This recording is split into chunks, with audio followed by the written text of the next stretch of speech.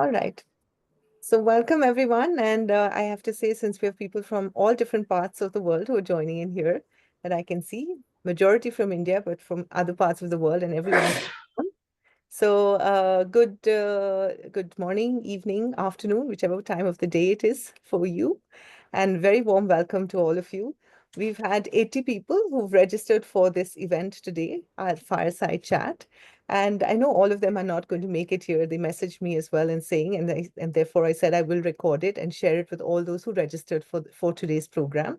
But thank you to all of you who've made the time to be here for this special time that I see. And to me, it's just like a testament of this deep curiosity and longing that goes beyond technique and into transformation. So whether you're leaders or you're seekers or you're coaches, it just there's something within you that has drawn you here. And I think that you're here for a soulful, expansive, and a deeply life-affirming experience.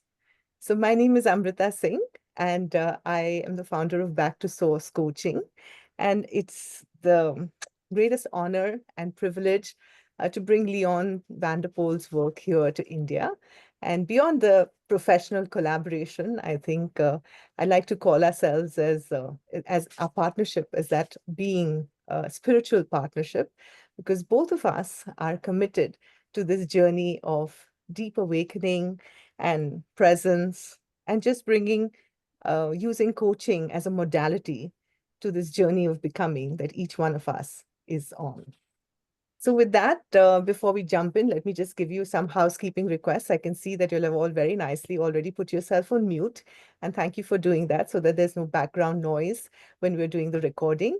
If there is something that comes up for you as Leon is speaking, feel free to make a note of it. You can even put it in the chat box. We will have some time at the end to answer any questions that come up. But as you're listening to Leon, if something comes up for you, then please just feel free to put it into the chat box. And we will, come to it. Maybe we'll have time to get some other voices in as well. Let's see how this goes. So let me introduce Leon to you. Leon VanderPol, he is this director, founder of the Center for Transformational Coaching, and he's the creator of this awesome course called the Deep Coaching Intensive. It's a program that he has been running for many, many years, but we've been bringing together in partnership for the last 6 years to India and to this side of the world. And we'll have our next cohort, which will be our sixth cohort in May 2025. And I think that this is a program that, how do I say, it changes the way I think coaches experience not just their coaching practice, but I think as they experience life itself. So it's really a life affirming and life altering program. And I really would, invite you all whenever you feel ready to take that leap of faith and jump for it.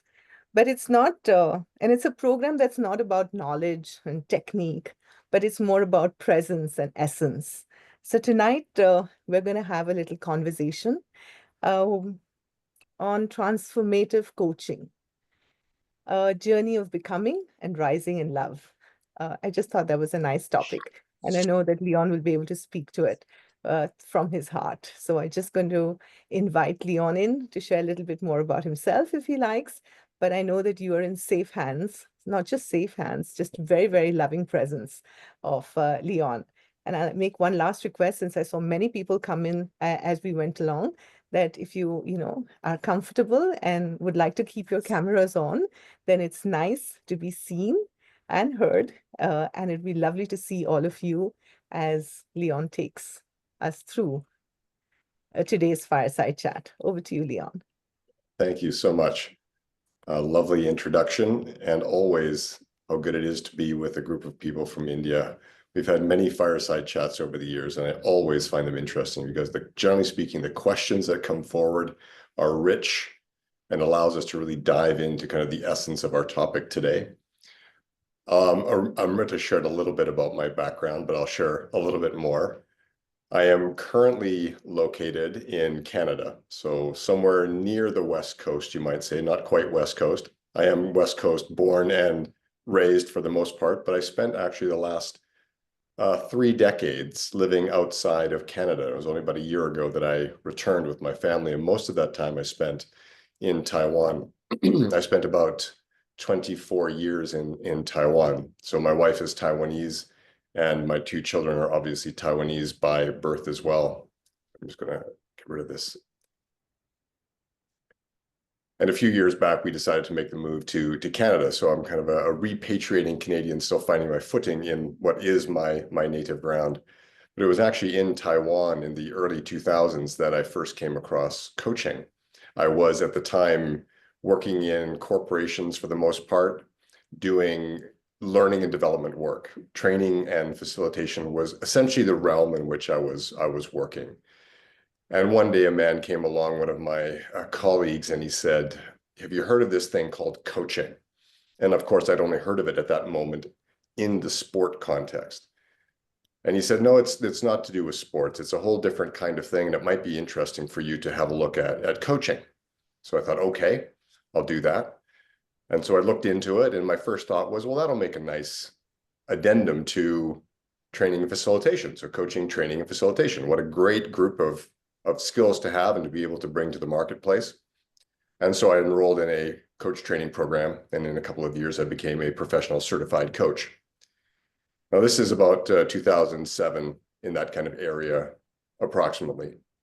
But the funniest thing happened was that along the way, which I didn't expect, was I actually fell really in love with coaching as a modality. I found that when I was sitting in those one-to-one conversations, that people were starting to open up themselves in ways that we were not getting to, let's say, in a training program, and often even in a facilitated program. In facilitated programs, yes, people's walls can start to come down, and a greater degree of authenticity and transparency can begin to arise. But what I was finding in those one-to-ones was that we would go even deeper, even deeper. And this is still in the corporate realm, which I to this day have found that, for the most part, people still kind of maintain a sense of security around themselves, often because, for example, the coaching is sponsored by a manager or the HR. And there is some deep concern that, if I share this, will this get out? So that kind of hidden concern remains. And very often people don't quite drop all pretense and all persona. But for the most part, I fell in love with coaching.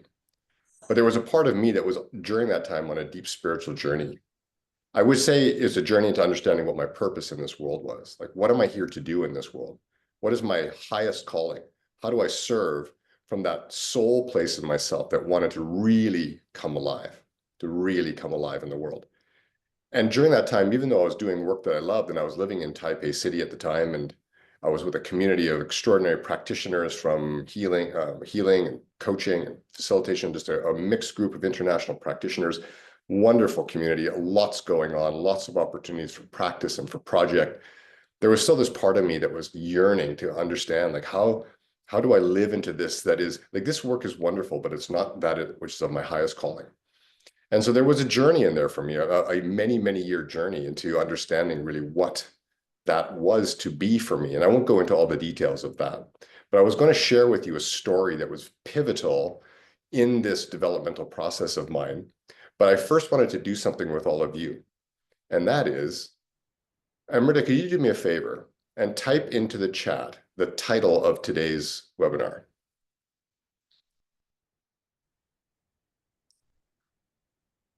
Just type the title of today's webinar into the chat. Not everyone may remember it otherwise. It's not quite transformational coaching. It was a longer title.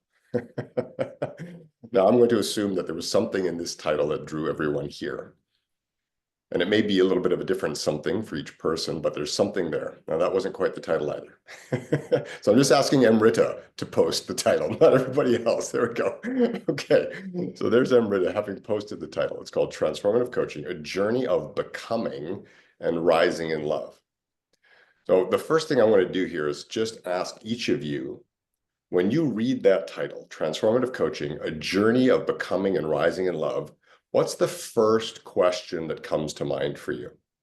And to type that into the chat, the first question that comes to mind when you read the title.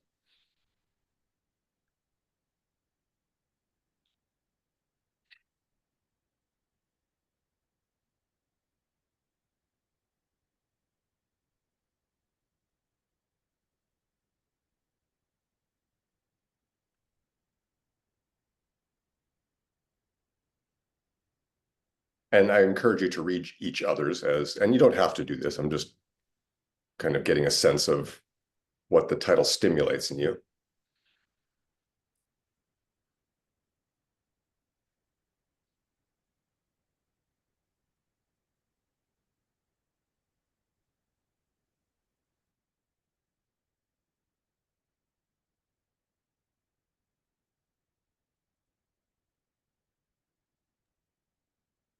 Okay, this is good. So we see a little bit of pattern in some of the comments, this idea of the rising word coming up and then the becoming word coming up, those kind of two key words within the title itself. And why become in love? Like, what's love got to do with it? Good question. Good question. This thing we call love. Okay, good. Now, I'm not sitting here today promising to answer your questions one by one. No, but it's good for me to get a sense of kind of where your head is at, just in terms of the title and your interpretation of it in your own mind. And I will share a story and I'll share some of my journey. And I'll share a little bit about how this is related to coaching, transformational coaching, and of course, deep coaching, the work that we do at the Center for Transformational Coaching. So the story I want to share with you takes me back to about 2006 when I was still a student coach. And I was working with a woman who was working at Centra. And she was based in China. She was from Singapore originally. And we were doing some coaching for 12 sessions. And she had been working with me, I'd say, primarily on leadership issues related to her career and advancement in her career. And it was all going along just fine. I was a student, so the expectations weren't particularly high. But I was still working with her as best as I could within what I understood coaching to be. And on the 12th session, our final session, for reasons that today I don't quite yet understand, she decided to divert from talking about her career and her advancement in her career and began to tell me about a sexual abuse that she had experienced as a young girl from a close family member in Singapore. And I can tell you this, everything that I had been taught in my coach training was just waving red flags. Coaching does not go there. Coaching does not go there. And I have to admit, I felt ill-equipped in that moment to do what I thought might have been needed in that moment. There was a moment of panic arising in me. Now, we were doing distance coaching, and back then they didn't have Zoom. So we didn't have eyes. Let's just put it that way. We were connected by audio, but we didn't have eyes. So she couldn't see me in that way. But what I've done often for so long now was whenever I get into these kind of pickles, I just turn within myself and I ask my inner guidance, my inner spirit, you might say. I say, what do I need to do here? What is it that is being asked of me? How do I move within this? And then I go quiet for a minute and I get that sense of movement. And the message that I got, if you could call it a message, the sense that I got in the moment was just love her. I thought, okay, not sure exactly what that means, but I closed my eyes. They may have already been closed, but I closed my eyes. I put my hands out in this kind of a position. And I just sat back in my chair, kind of like this. And I just started to channel as best as I could, given that I had never done this before, what I thought was love energy. And I just sat back and I channeled. And I channeled. It's okay. This is good. And the most interesting thing began to happen. She, over a period of about 10 minutes, as she was talking and very emotional, just started to get quieter and quieter and quieter until she went into silence. And I was already in silence. I hadn't spoken a word during this period. And we ended up in this silence. And I just held it. Like I just felt, it was almost as though there was this portal of energy that had opened. And I started to feel intimately connected to her, despite the vast distance. I started to feel like there was this field in which we were coming together, this what I call the unified field. And I just held it. I just held it. For some reason, the part of me who'd never sat in silence with another human being for that long a time, it was about 20 minutes, and who had never channeled anything called love before in the way that I was doing, new ground, was feeling this connection with this other person as though something extraordinary was happening in that space. And then this vortex or portal, whatever it is, started to slowly close down. Like I could feel it, like a gentle closing of the energy. And she and I both came out of that deep, deep, rich silence and kind of said to each other, what was that just happened there? Like, what the? We were both quite stunned because we both experienced it. Now, her experience may have been different than mine, but we both experienced the field and the connection and what she then described as healing in that space. And not a single word had to be said. Not a single word had to be said. So we closed that session and I didn't know what to make of that experience. So I just tucked it away in a little recess of my mind, thinking like that was extraordinary, but I went on with life as usual. Until about 3 years later, maybe 4 years later, I was working with an executive. He was a CEO of an engineering company here in Canada. And he was working with me on personal issues, not just leadership issues, personal issues as well. And there was one deep issue that he'd had. He had been abandoned by his father at 9 years old. And he had effectively become the kind of father figure in a home with a few sisters, a mother, and an aunt. And the expectation on him was that he became kind of like the father figure. And he just put on this hat called the responsibility hat. That was one hat. And the other hat he put on was called Mr. Fix-It. Like if there's a problem, I solve it. Now, he already had a strong natural tendency towards intellect. He was an engineer after all in the end. You know, the idea that he could solve problems became quite embedded in him early on, and he saw that he was good at it. But there was something about what happened in the period from about 9 years old to about 20 years old, where he, in his words, would say, I lost my childhood. I lost my childhood and the kinds of things that you do in your youth, in your teens, to this idea that I was responsible for my family and to all these people and for solving all the problems that would come up. And believe me, they were an immigrant family from Ghana. There were problems that came up, right? There were problems that came up. So he was constantly in this solving mode. Now, fast forward to his mid-40s, where he's obviously set up a successful mid-sized engineering company. And he's on his own journey. This is a deep journey of kind of coming into a sense of who he is in this world, because he had felt so much had been lost to this period in his life where he had kind of sacrificed knowing who he was for what everyone else needed. But what had happened during that time was that it had kind of baked into this belief system in him, deeply, deeply embedded into his sense of self-identity, was this thought of, I am responsible for fixing other people's problems. It was part of his identity. It come to the point, like all limiting beliefs that we carry, it comes to the point where we no longer see those beliefs. Yeah, they just become the way that we show up in the world, the way that we act in the world.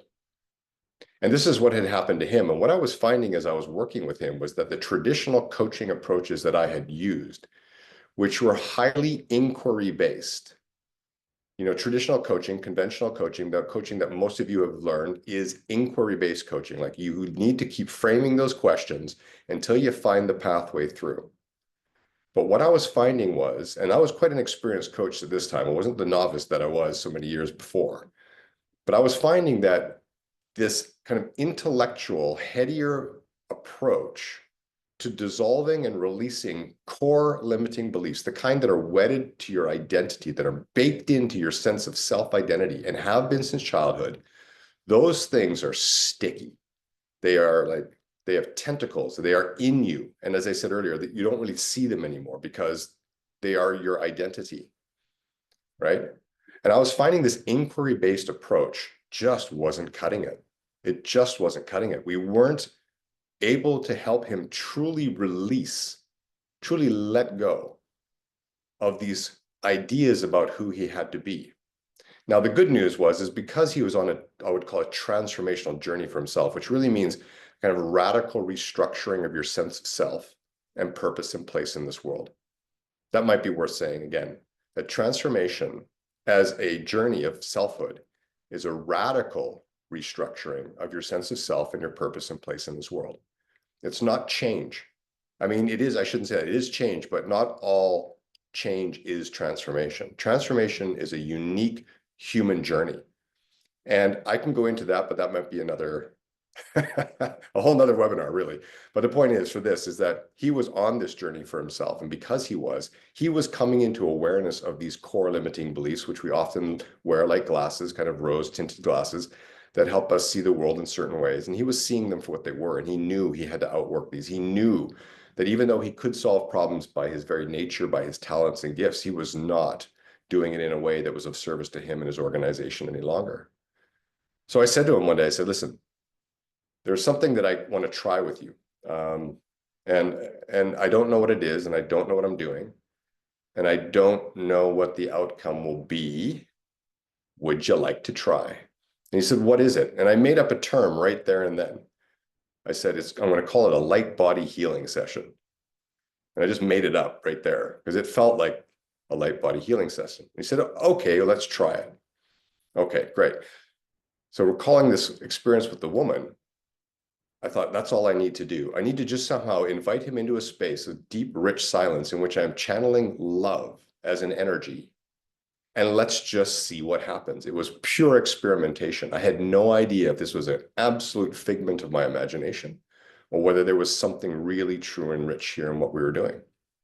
So I invited him in. I told him, this is what we're going to do. This is primarily going to be silence, but you are welcome to share with me at any point if something's arising from you that you would like to share. He said, okay. So we went into it, and the most remarkable thing happened. That vortex, that portal I was speaking about, within minutes just opened again. And there we were, sitting in that very same energetic state of intimate connection and oneness, in deep, rich silence, born of love as a consciousness. This is not some kind of romantic idea of love. This is a field of intelligence. And we're sitting in this field of intelligence, and we're feeling it in every cell of our being. And we came out of that, and he said, that was incredible. He said, I could feel energies just moving through my body, things releasing, letting go. Now, that doesn't mean that he was 100% healed at the end of that. But what it did was it gave me confidence that there's something about this field of love, love consciousness, that transcends what the intellect is capable of doing, that allows for healing. Because that's the thing. The intellect itself can point to what is needing of healing, but the intellect is not the agent of healing. It is not the agent of healing the heart and the wounds of the mind. And the intellect is really good at dissecting things. And the intellect can never love, and it can never laugh. Only love can do that. And in Dr. David Hawkins' map of consciousness, interestingly, the consciousness of love is the one right after the consciousness of reason. So reason being a very, very powerful intellectual force of consciousness itself. But to get to that is very difficult for people because it means you have to drop reasoning to experience the potentials of love. And that doesn't always seem, well, reasonable, right? So we get trapped into this idea that the intellect is the end-all be-all, particularly in coaching. And most coaches I know, particularly those that work in, say, corporate worlds, they're often very, very intellectually oriented. They have big hearts. This is not to do with being a good person or a kind person. It doesn't mean you're robotic in nature. But generally speaking, within the coaching space, there is a movement towards kind of the formulation of questions and the inquiry-based process, and it is often intellect-driven. But if we want to truly help people heal, people who are ready to let go of the deepest, corest beliefs about who they are, which include things like, I'm not good enough, I'm not lovable, I'm not safe in this world, right? Those kinds of core limiting beliefs, and believe me, we all carry them in some form. We are all human, and we've all had baked into us, often by nature of our conditioned upbringing, but sometimes through the things that we carry in from our genetic past. We carry in beliefs about who we are and our purpose and place in this world that are absolutely limiting. And to outwork those seems to require an approach that's very different from just intellect and inquiry.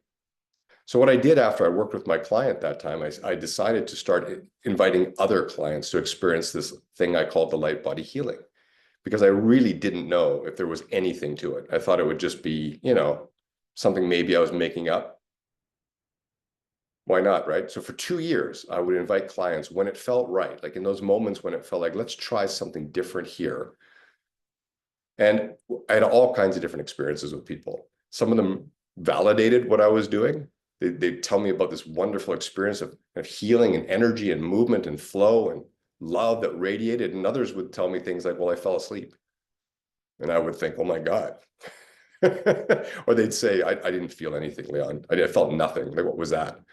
So I had all these different experiences, but I would say overall, I began to recognize that there was something in what I was doing, something that's born of love as a consciousness, as a field of energy that is immensely healing. And what was happening too is it was reshaping my presence.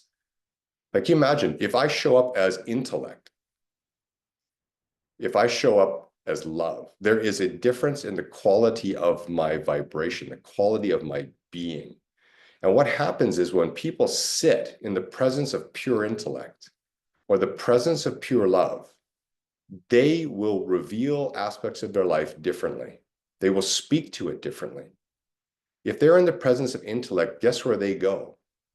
They go into sharing from the intellect. They start to share in ways that feel a little detached from the emotional body. But if they go into love, if you're the presence of love, people start to feel immense amounts of relationship with you. They feel relation, they feel trust. And trust really is the one thing that changes everything. When you have unwavering trust, people will open the darkest, stickiest secrets of their life to you. And I don't mean that in some kind of gossipy ooh way.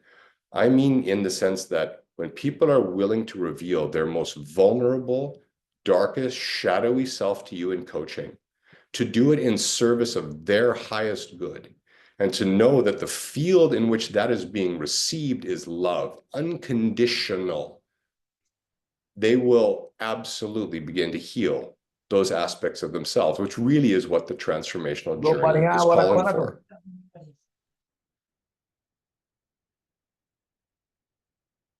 Okay, great, thank you. So that's really what the transformational journey is calling for. It's a journey of healing. It's a journey of letting go, of releasing, of healing those parts of ourselves which no longer reflect the essence of who we are. And it's also very much then a being-driven journey. This idea that deep coaching, transformational coaching, is ontological in its nature. It is being-oriented. So we're looking at accessing the experiences of our human mind. So there's always a psychological component as we look at how the mind makes meaning and how the mind interprets life and how the mind creates experiences. There's that aspect to it as well, the psychological, the ontological.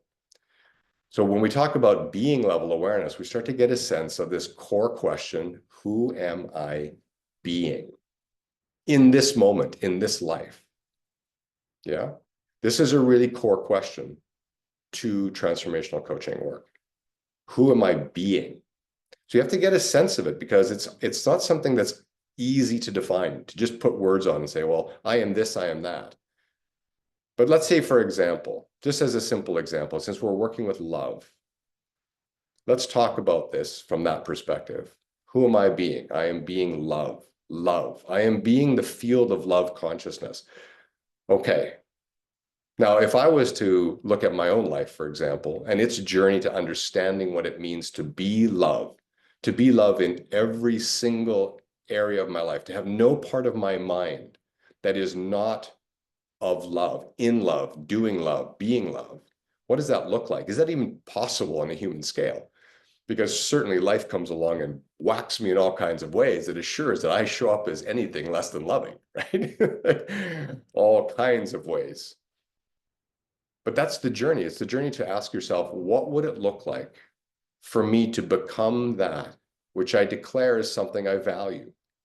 So if you value kindness, if you value compassion, if you value courage, if you value productivity, it's kind of a question like, who do I need to be that always? What does it take to get there? And often that's the journey of transformation, is that to get to the point where you are the living, walking, talking embodiment of that which you state you value, let's say love as a field of potentiality, to become the walking, talking, living embodiment of love, you need to look at every single shadow of your mind that stands in the way of you being love. And one by one, those shadowy parts, those ego patterns, those falsities of identity that we've created, those distortions of reality that we have allowed to make a home in our mind, one by one, those need to be released, healed, dissolved in some way. Until one day we find ourselves standing there going, this is what it is to be love, and there is nothing other than that in me. And you are being that. And it doesn't have to be love that you choose. That may be something that you choose, but it can be any other higher value that you espouse, that you give words to and say, I value that. But I notice in my life that I am certainly not that all the time. So it's a deeply transformative journey because it takes people into the deepest part of themselves. It has people examining the contents of their mind, and not in an intellectual way. It's like we're just dressing a buffet table, and we begin to see all of this that's within ourselves. So there's a grand amount of self-awareness that arises, but nothing needs to be solved. And this is where things get tricky for the non-trained coach. I mean, I should say non-transformationally coaching trained coach, is because what happens is that they look at transformation and this idea that we need to solve our problems. We need to solve for these issues within ourselves. And then the mind gets involved. It wants to solve away all those parts of myself, which I consider less than or not who I want to be in this world. We can solve that away somehow, but there's no solving it. This is where this whole notion of coming into love as a field of consciousness comes in. Because if we can simply be that in people's presence, they will naturally themselves be drawn to opening themselves to their own highest version and to that part of themselves which naturally begins to desire healing. In other words, love eventually meets love in that field.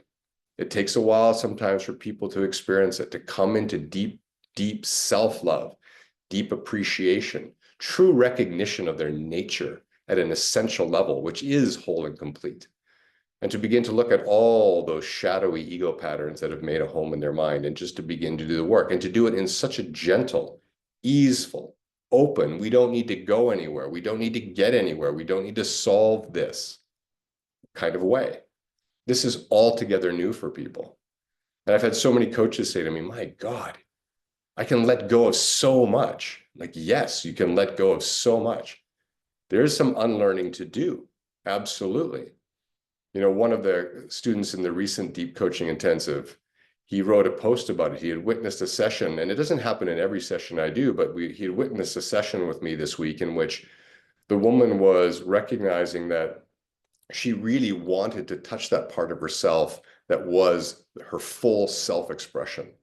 But it was just buried under so much noise and mental noise that she was having a hard time getting into connection with that and really sustaining a connection with it. So in the session, we began to do that. We began to kind of nurture her own sense of selfhood at that essential level, to kind of bring it forward as an energetic field, as a presence in her. And then we held that for a period of time, maybe 10 minutes, and some silence there. Really rich, really beautiful. And he came out of it and he wrote a post saying something like, oh my God, all I wanted to do during that silence was break it and ask questions. Like, that's all I wanted to do. I was squirming in my seat the whole time. Like, this is driving me nuts. So he was very, very candid, saying, you know, I have been so locked into my mind, into my intellect, into thinking about how I coach and thinking, that I never really understood that there is another much more easeful approach that can be incredibly effective at working with people on these deeper seated issues. So this doesn't mean that the intellect has no place in deep coaching. That's not even remotely what I'm saying. The intellect has a place, and that place is, an intellect does analyze. It points to what is in need of the work. It can help us understand why we experience life the way we do. It helps us make meaning of our experiences, and it labels things. Like, it even says, well, that's sadness, and that's happiness, and that's joy, or that's the way you're thinking, that's a distortion. You know what I mean? That's what the intellect is brilliant at doing. So it has a role in kind of helping us unpack and set that buffet table. But when it comes down to the real work of helping people transform their inner reality, the intellect has its limits. So I like to say that the intellect becomes the servant of the soul, right? So it has a role to play. This is not the abandonment of this vast intelligence we're calling the intellect, but we're recognizing too that it has to be subservient to a much bigger part of ourself, that soul self, that's wanting to come through in deep transformational work. because people want to be that. They want to be who they are at the most authentic level. They are tired of any sense of persona, of mask, of living into other people's sense of who they need to be in this world, of living through the responsibilities that others, parents, and society have imposed upon them, by which they feel shackled to their life. And they're saying it's enough. It is time for me to know who I am, and it is time for me to express who I am. It is time for me to be that which I am.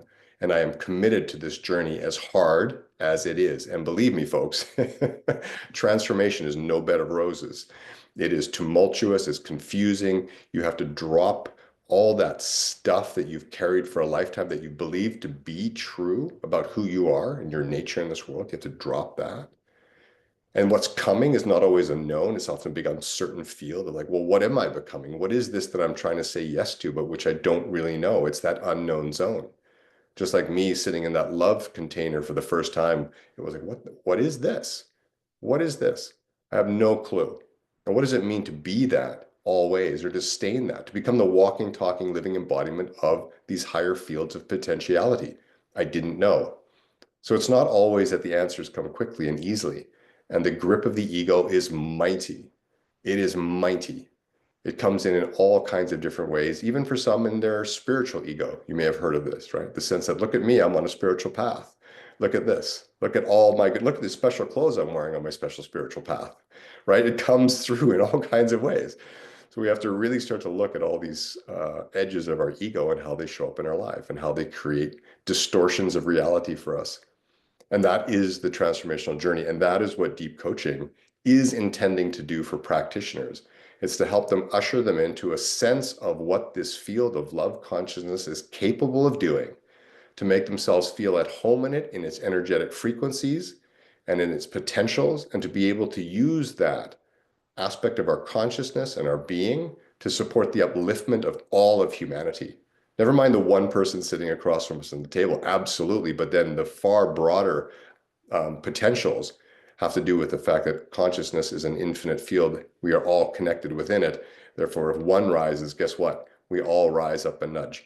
So here we are, right? What happens for one happens for all. And as we can usher ourselves into these greater fields of potentiality, so too are we inviting everyone else to join us in that space. And then we become something called a way shower. Our life and the way that we show up in life becomes the beacon by which we call others to their highest potential. It's not even so much a doing anymore, that you're doing, you're busy, your projects and you're this and the that. It's not even related to that anymore. It's just simply the core, your presence becomes itself the uplifter of humanity. And from that state of being, you will absolutely engage in projects that are meaningful. You will absolutely be creative. In fact, you'll be creative from your highest potential in ways that today you may not even understand how creativity can work, right? Because love as a field of consciousness, as a field of intelligence, works differently than all other fields. Every single level of consciousness has its own reality. And as you transcend the levels of consciousness, you come into these different realities. They all have things like economy, finances, relationships, work, projects. Like all these fields have those very same human endeavors in them, but the field of consciousness works differently. And this is the unknown zone for most people. So there's a hesitation. Like, I know how the intellect works. I know how to structure my life. I know how to make a work plan and make things happen. I know how to drive things through my will. But I don't know what it means to let go of my will, or at least enough so that something greater can start to work through me. What does that mean? What will I lose? What will I lose? One of the big fear questions that comes up for people on the journey. What will I lose? What will I give up? All these things that I've built and created for myself, all the responsibilities I have. If I go down this journey into this unknown thing called love, right? Will I be safe? Will things work? And it's like, there may be a period where things start to fall apart. Absolutely. You cannot move seamlessly. There has to be a letting go of those things which have you successful in a certain field of consciousness so that you can understand what makes you successful in another, because it works differently. So the journey that we're doing in deep coaching is helping people understand this through a coaching methodology. So it doesn't mean that everybody who takes this is set out to become this great deep coach. But what it does is it completely shifts you and the way that you show up in the world and the way that you engage, and then the people that you work with. Like there's something alchemical when you sit with another person in these fields of consciousness and experience it. Something alchemical happens between you and them and within all. And this is what we're trying to usher people into. It's a journey of self-actualization, really, through a vehicle called coaching. And I really truly believe that for the most part, we have only begun to tap the potentials of coaching, right? And deep coaching, what I'm trying to do here, even for myself still, is understand the full scale of its potential. I'm not even sitting here today saying I get it. I get it all.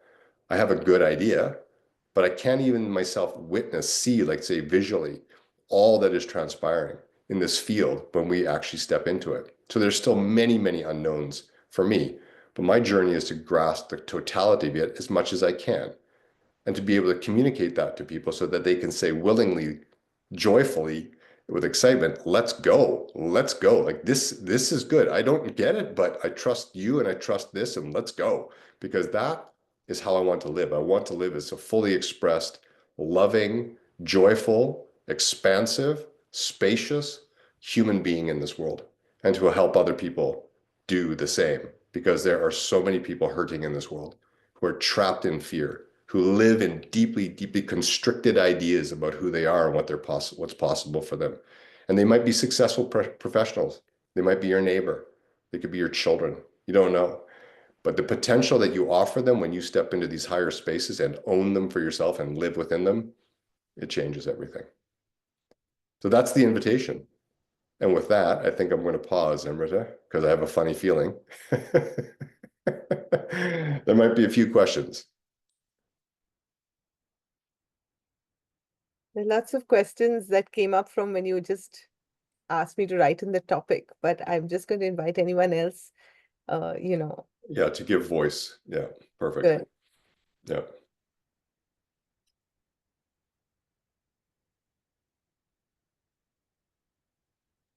I have a question, Leon. So I've just enrolled also for the Deep Coaching Intensive. Thank you for sharing this good introduction and helping me understand bits of it. So personally, for me, what I'm looking forward, and therefore I want to ask this question, I'm not looking at becoming a coach as of now, but why I enrolled in this program was also to get deeper into my own self. And as you rightly said, there are these self-limiting behaviors which we don't even realize, and they have become part of us.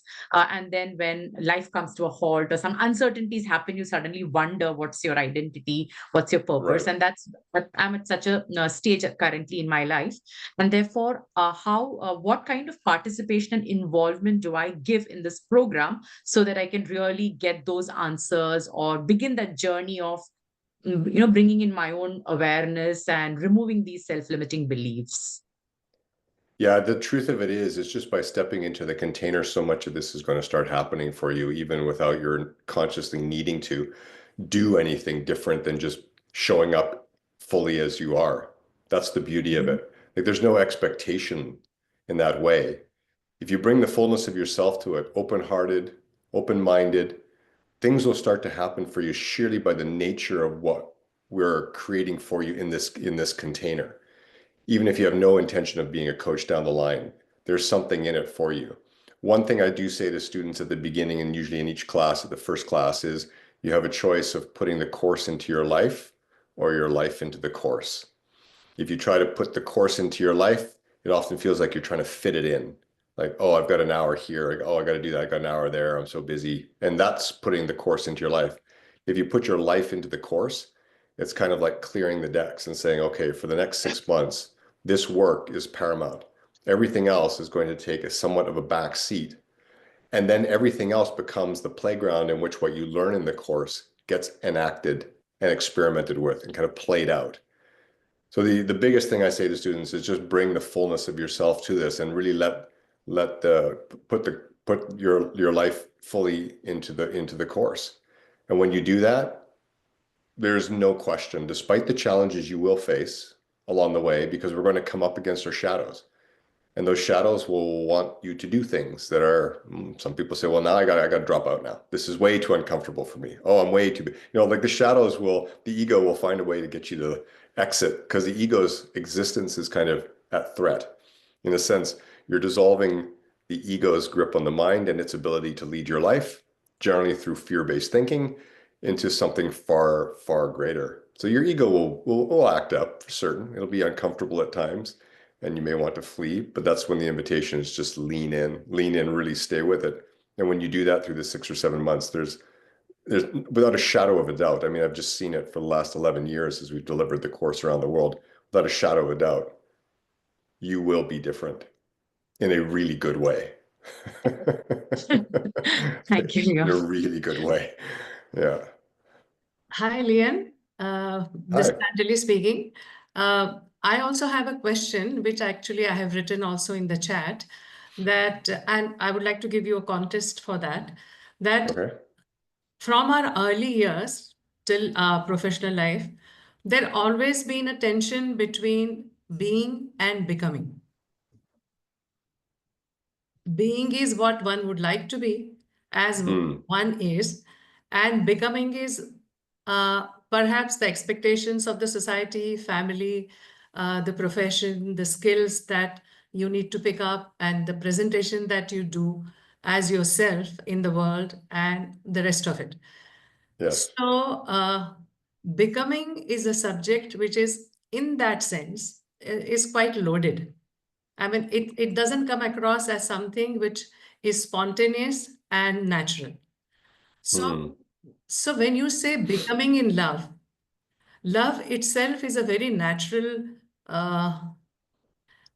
feeling is a very weak word to describe it, but it's a state of being that we are all blessed with as human beings.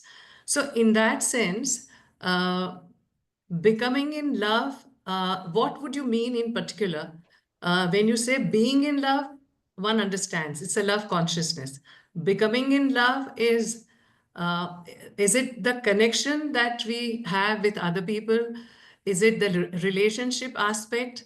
I mean, can you please elaborate on that? I'm struggling with that.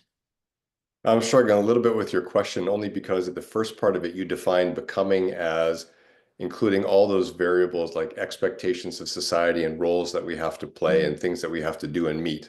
So your first interpretation of the word becoming was a little bit confusing for me because it just sounded, it didn't sound like a process. It sounded like a series of Doings. obligations perhaps Yeah, and yes, duties yes. and they were Yes. kind of imposed upon you. So I'm trying to understand your question in light of that interpretation of the word becoming. No, this is what is normally understood by becoming. I don't know if that is that 100% accurate. Perhaps not. I would suggest that when I speak with people about this idea of becoming something, it's an idea of a journey towards.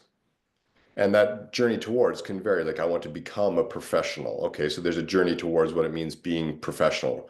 Or I want to become an expert. So there's a sense of a journey towards becoming an expert. Yes. In this field, we're saying the becoming process is towards, let's say, we can talk about love, but it could be any value that you hold dear. It could be compassion, kindness, courage, like I said. But there's a journey towards becoming that. So that's how I see it. It's process based It's like versus an evolution. being. Yeah, like one is like the horizontal and the other is the vertical, like the Yes, being, yes. and then there's the becoming, which has a sense of time-space movement in it. So it's Right. more like an evolution, would you say? That's what it Evolution? generally how I interpret it. You know, like the Yeah. becoming process is an evolutionary process of growth in some ways, right? Like people say to me, well, Leon, I have all these high dreams, these great ideals that I would love to bring to life in this world in some way. And one of the big lessons that I had to learn when I sat through my own journey of trying to understand my purpose and place was, and I learned this lesson in hindsight, was that I had to become the person for whom those high dreams were possible. So that was the journey from even recognizing that I had a yearning to live out purposefully in my life. I wasn't there yet. I wasn't really, there was something that I had to evolve and grow and mature into so that I became the person for whom those high dreams were possible. And once I became that person, those high dreams happened immediately. Like there was no stopping the universe at that point. It's like all the gates opened and said, yes, you become that. So that's what I mean by the becoming journey. So Just looking at, and you're right, during the becoming journey, you're coming up against all of these existential realities like obligations and responsibilities and duties that have been baked into you. And you're learning to navigate towards a future in the light of those realities. They don't necessarily disappear just because you've decided to embark on a personal journey of self-discovery or to bring about your highest work into the world. Just because you've chosen that path doesn't mean all this other stuff just naturally disappears. And sometimes that stuff gets even stronger in its voice. Like, Yeah, what do you more mean you're demanding. deviating from the way that you should Yeah. be acting as a daughter, as a professional? What do you mean you're doing that? And those voices can really start to amplify. And that causes a lot of people to be, it's quite a disconcerting feeling in that moment. So Right? that's also a process, right? That's That's also all a process. process, yeah. Yes, And it's all yes. part of the process, right? Yeah. And so this is the way that life delivers it. So transformation as a personal journey is never a quick thing, because we have to kind of work through all of this stuff bit by bit by bit. And Yeah. life will just keep bringing opportunities to us, which will kind of test where you're at in your becoming. Like, just when you think, oh, like I've kind of reached it, look at me, how peaceful I am, or whatever the word is, look how I am. And then life will go, yeah, let's find out. And it'll kind of find a way to stick it to you to see if it really is. And it forces you again to look in within yourself and notice, okay, so what was that? What part of me was that? Was that a wounded child that was triggered there? Was that the angry parent? Was that the superior one? Like, what part of me was triggered in that moment where I became less than I know that I am? So that's the journey of becoming. Yeah. It's So what tumultuous, would, right? yes. So Yeah. what would becoming in love mean then? Well, that's the big question, right? Yeah. This is the question that I have decided to dedicate my life to. I see. What does that mean to be that? What does it entail? And so for me, it started with a glimpse in that story that I told you. It started with a glimpse of a potentiality that no one had ever spoken to me about in my entire existence. I'd heard the word love. I was raised in a Christian church. I understood this thing called God and love and all. I mean, the words were there, but I had never in my life been invited into that field as an experience, as a lived reality. It was like just this, my eyes just went, oh my goodness, this is not what I thought it was in any way, shape, or form. But it doesn't mean in that moment that I became all that. But it gave me a glimpse. And so the journey has been, okay, so what does it take to really enter into that field of consciousness, to live it? And what are the benefits of it? How does it work within it? What do we need to do for and with each other so that we can exist within this field collectively? How do we help those who are struggling? You know, all these questions come up, and there are no straightforward answers. It's a journey of experimentation, trial and error, and there have been many errors. But I find it to be utterly fascinating because, as I said, the work that you then do with other people takes on a whole new quality. Your presence, your being, the way of showing up in this world, it's altogether fundamentally different than when you're kind of locked into your head and you're thinking and you're thinking and you're thinking and thinking and thinking and thinking. Very different qualitatively experience of life. I hope that helped. Yeah, thank you. Anjali, who has the same name as my daughter, by the way. Oh, I see. Yeah. Yeah, Dilika, you can come on in. Yeah. Yeah, hi. Can you hear me? Hi. Yes. Okay, great. So I was just thinking, when you were talking about that vortex that you were able to create of love, how does that work post that period? Because, I think as people, we would go back into our default settings. So how Yes. does that really, it just opens a little window and then you need to keep working on that with your coach, and how does Absolutely. that, over time, what happens? Over time, yeah. Yeah, time is a component of this, yes.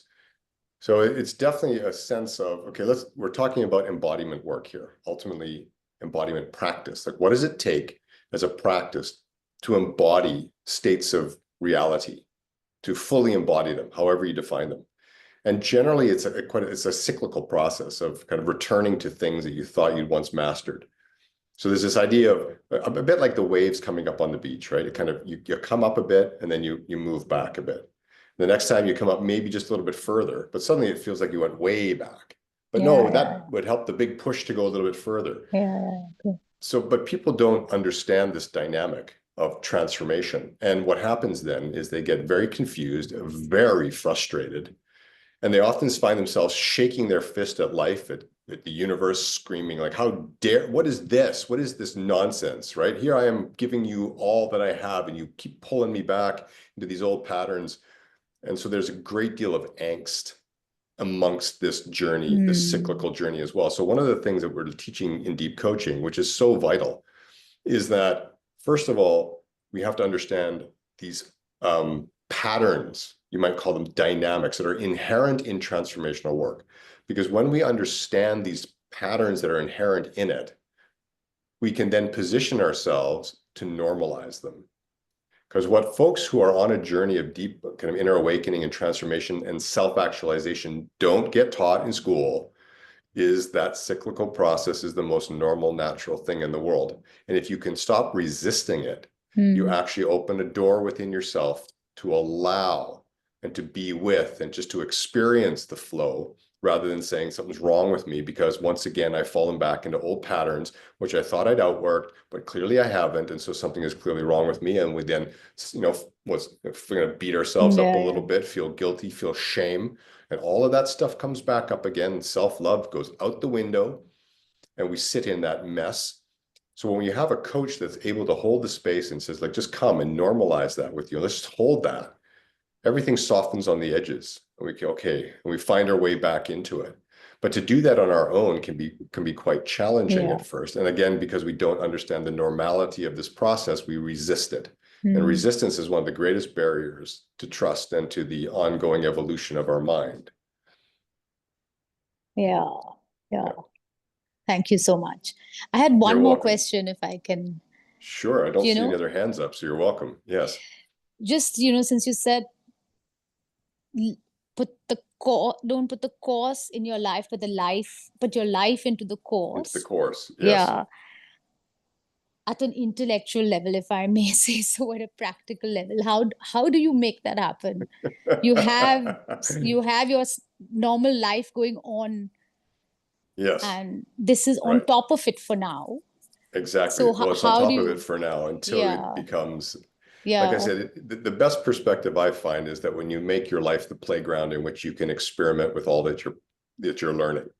So there's not a moment that you can't be experimenting with what you're learning. And we work with a lot of practices. We call them transformative practices. And I'll give you an example of one of the transformative practices we work with.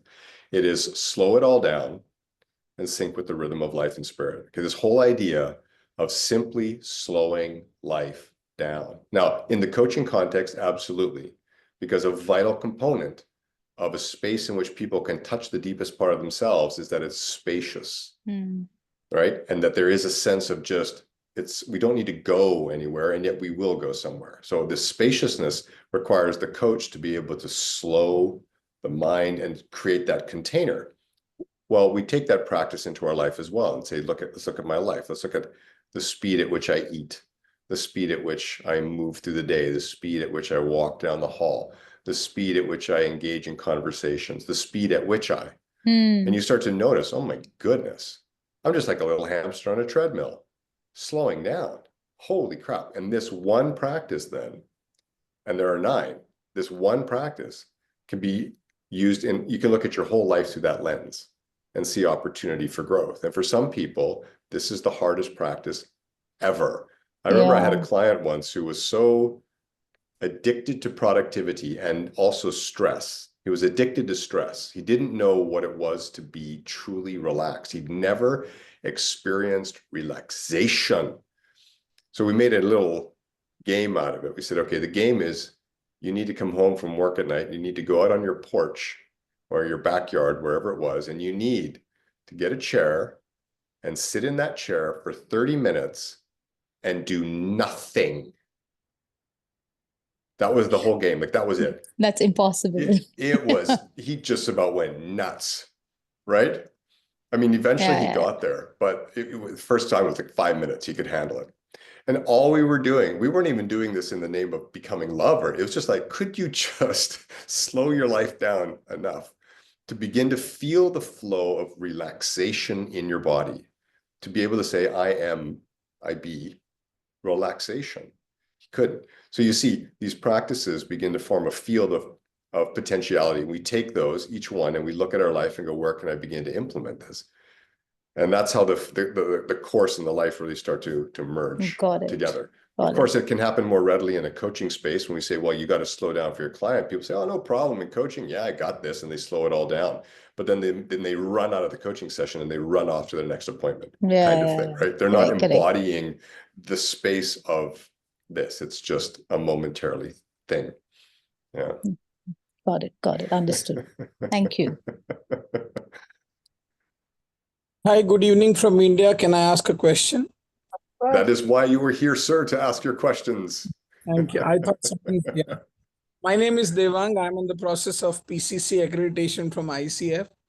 And thank you for this session. I have a question. In the whole becoming of love and experiencing it either as a coach or as an individual, why does it kind of appear to me to be anti-intellect? And how does one create or bring the intellect into the flow? I don't know, were you here a little bit earlier when I spoke to this piece? Did you hear me speak about the intellect becoming kind of the servant of the soul? Did you hear that piece?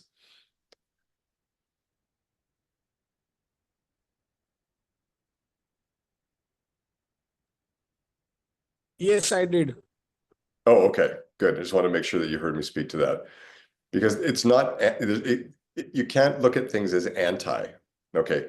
You can, when I look at Dr. David Hawkins' map of consciousness, and it's a map that takes us from the lowest levels of human consciousness, which he actually labels as shame. Like shame in the body is the purest of poisons. It is pure self-hatred and self-loathing, right? All the way up to the highest levels. I think he calls it enlightenment or joy and enlightenment, like this whole level. One way to look at that looks like a ladder. Like he kind of puts it like this. So it looks like a ladder, but another way is to turn it on its side and view it as a continuum of the degree of love consciousness in your mind. From the lowest levels, which is the absolute absence of any degree of love consciousness, through to the furthest end, which is the absolute fulfillment and embodiment of love consciousness.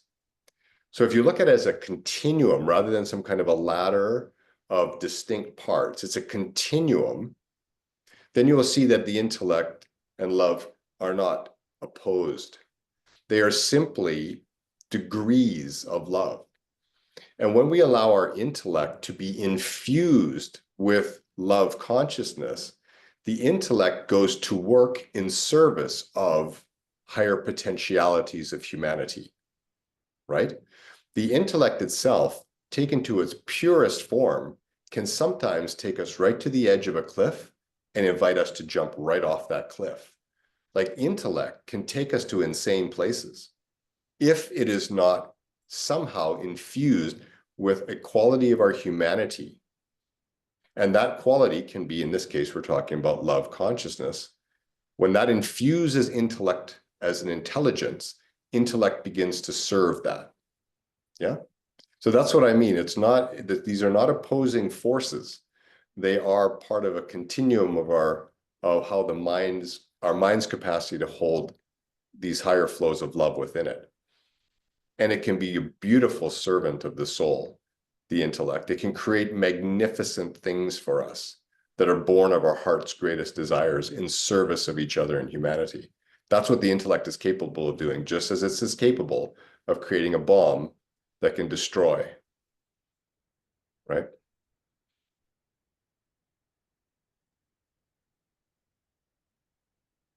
Amrita, Just hi. one more, Pali, Devang, just unmute Okay. let him complete and then come to you. Oh, okay. I thought you'd completed. Sorry. Thank you, Amrita. Short, brief question now from the coaching context. When I and I love the idea of not questioning over too much, and I mean, so that's a contrast which is coming to me, but the idea appears to be explorable. Now, so there are two fields which will emerge. One is when I'm a coach, I will be on my own realm of consciousness and my own dynamics of where I belong to in the process of becoming. And the coachee will also be on his or her own realm of consciousness and Yes. on his or her process of being or becoming. Love Yes. being a metaphor for both. Now, and using silence, which you talked about. So I'm kind of finding it very difficult to process all of these when I'm wearing the coaching hat. But when I'm wearing the coachee hat, I feel it will be a landmark shift in the way I see things. So, would you want to throw some light on uh, how do I manage the interface as a coach, not knowing the realm in which I am into myself? I mean, I don't know at what level of consciousness which I am into, because that also is a process of realization for me. And so, yeah, thank you. I'm sorry. So I just put forward my thoughts. Thank you for listening, patient listening. That's okay. I'm not really clear on what the question is about the interface, but what I'm sensing is that there might be some confusion in you for a period of time as to how to engage in a coaching space in the light of a new kind of a way of engaging. Is that what I'm hearing? Like, I wasn't quite clear on your question. I'll be honest. Sorry. You're right. You're right. So how do I manage this new way of thought which is emerging, where I am not aware of which realm of consciousness which I am into in terms of the Professor David's work which you talked. But as a coachee, I am feeling relieved. But as a coach, I am wanting. There's a struggle in terms of evolving to go to a path on how to do all what is being. That is ultimately what the deep coaching entire course is intended to help you experience, because it will be an experimental field for you for some time. And to do that on a professional level, when you're facing a client who's paying for your services, you may be hesitant to be experimental in your way of coaching, or you might just experiment with the smallest shade of something. And that's fine. But the reality is too that you may feel safer in a context in which all experimentation is welcome, so that you can navigate this and really come into your own understanding through the experiences that you're creating. Now, Amrita, I saw you coming in. If you want to answer this too, please just say a bit more. Okay, I wasn't sure. I saw you leaning in. I thought maybe you wanted to speak to this. I was just going to say what you just said, but I was going to say that for that you need to come to the course, and then you'll figure it out how you can engage in that space, experiment with it in a safe space. You'll be able to see what it feels like to coach at this different level of consciousness that you are growing into, and and just see the magic. Yeah. But Shumali wanted to speak something about. Yeah, I'll just make it brief. Having done the basic course, I can tell you that, you just have to trust the process, show up at the course. I mean, whatever Leon and Amrita says to you, you have to go through it yourself. I came to it because I was in a very difficult time with a personal situation, with the illness in my family. And I just, like Rosmin, I could identify with exactly what you said. I was studying to be a coach. I wasn't a coach, but I showed up for myself. And it has been a life-changing experience for me and for those around me. I mean, understanding the shifts, understanding the practices, but you have to just dive into it and believe in it and go for it. And I did that, and I'm so happy. I'm now looking forward to doing the mastery. Thank you. Nice. Thank you. I think we have time for one more question, and Neera had posted a question in the chat box, but I'm just going to invite Neera, since you're still here, to just come in and bring your voice.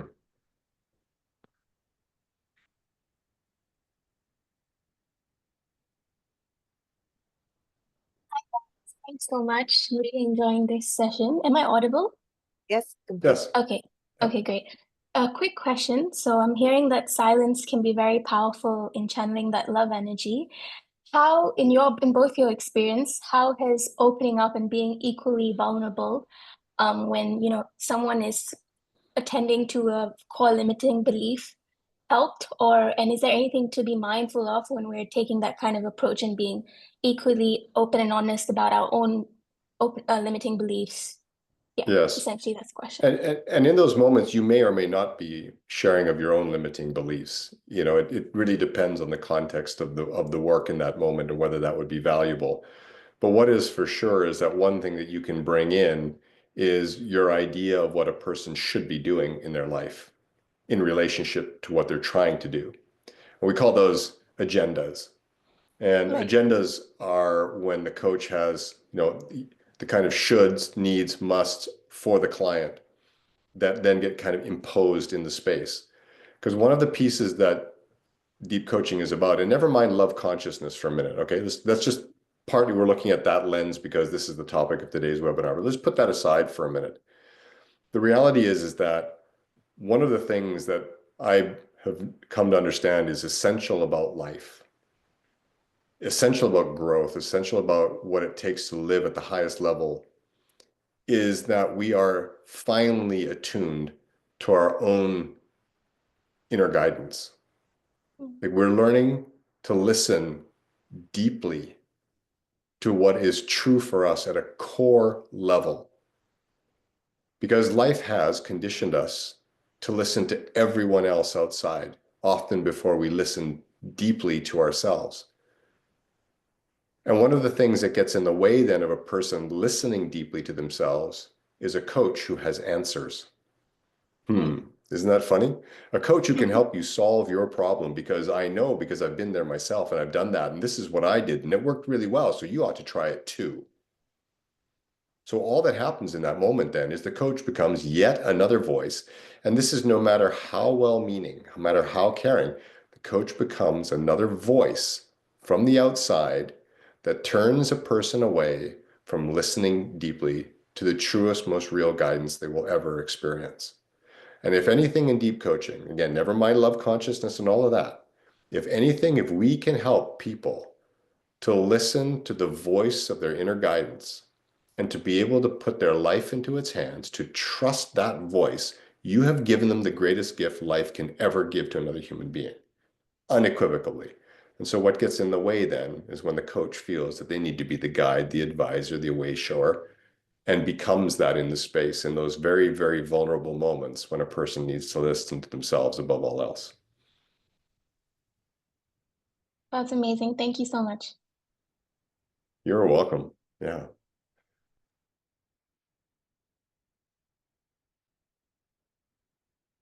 So if we don't have any more questions, I just wanted to share with all of you who are here and the others who listen into the recording, or the people who left and listen to the recording, do listen to the end. Simply because all of you are here, many posted in the chat and private messages to me as well, is we offer the deep coaching intensive in May. And for all who are here, and if you'd like to join, if there's something that resonated with you, you want to find out more, you want to understand more, I'm putting an email in the chat box, and you can just drop Priyanka, who's also here, my friend and colleague, who really will support you on this process. And we closed a special offer that we had a long time ago, but we closed that. And but for all of you who are here and made the time to be here and listen in, we can reinstate that for you, as long as you write to Priyanka, tell her that you're interested, and close it all out by Monday. Then that will still work for you. So that's open to all of you, and just put Priyanka's email ID in the chat box. And thank you all for showing up, your presence, your curiosity. Absolutely. Thank you. And whether you do the course or not, I'm sure that each one of you felt or would have received something today that you can take back into your lives. And that's really the purpose also of this fireside chat.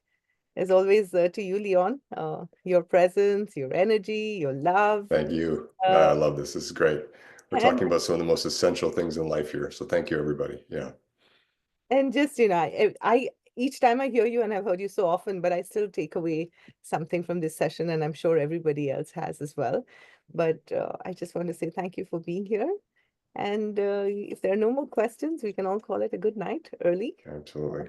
Really early. And we can bring it to a close. Thank you. Thank you. Good Thank night. you Goodbye, so everyone. much. Have a Thank fantastic night. day ahead. Thank you. Thank you so much. Lovely to see you, Enjoy Leon and your Amrita again, evenings. and Priyanka. Bye. Yeah, thank you for being here. Bye. Thank you, Amrita. Thank you, Priyanka. Thank you. Good night. Good night. Good night. Amrita, I can stop the recording. Okay.